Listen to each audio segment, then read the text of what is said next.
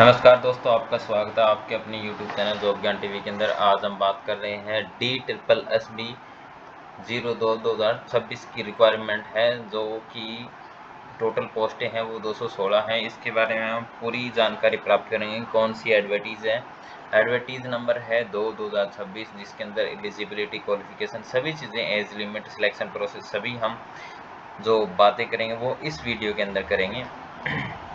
Assistant manager की जो पोस्टें हैं वो 6 हैं और असिस्टेंट मैनेजर जनरल की 6 पोस्टें हैं। असिस्टेंट मैनेजर अकाउंटेंट की 3 हैं और लीगल की 1 पोस्टें हैं। एयर टिकिंग की 1 और पब्लिक रिलेशन की 1 है।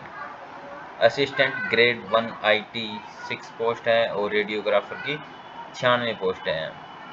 जैसे ही आप नीचे देख रहे हैं ये सभी पोस्टें इनके बारे में से दे रखी है। पटवारी की होगी 15, ऐसे टोटल जो सभी की पोस्टें यहाँ पर दे रखी है। एज लिमिट की बात करें तो एज लिमिट इसके अंदर असिस्टेंट मैनेजर की 18 से 30 है और जो बर्थ है, डेट ऑफ बर्थ है वो 2/3/1996 से लेकर 28 मार्च 2008 के बीच में होनी चाहिए। असिस्टेंट ग्रेड 1 की भी 18 से 32 है और इसके अंदर जो डेट ऑफ बर्थ है वो 29 मार्च 1994 से लेकर 28 मार्च 2008 के बीच में होनी चाहिए। रेडियोग्राफर की 18 से 27 वर्ष है, जो कि 29 मार्च 1999 से लेकर 28 मार्च 2018 के बीच में होनी चाहिए।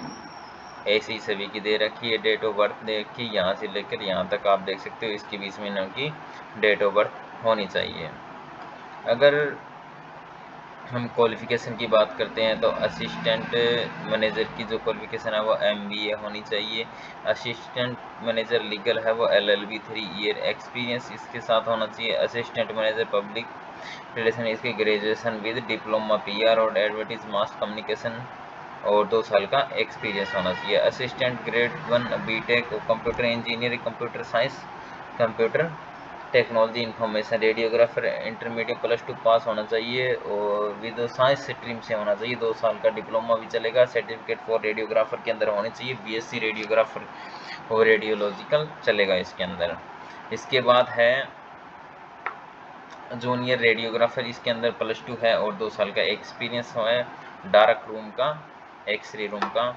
फिर है matriculation tax grade certificate ITI related और इलेक्ट्रिशियन और कंप्यूटर है नीचे। इसके अंदर रिपोर्टर की है, बैचलर डिग्री यानी स्ट्रीम और duration 10 minute for the speech for 100 word per minute. English और हिंदी दोनों के अंदर आपको स्पीच आनी चाहिए।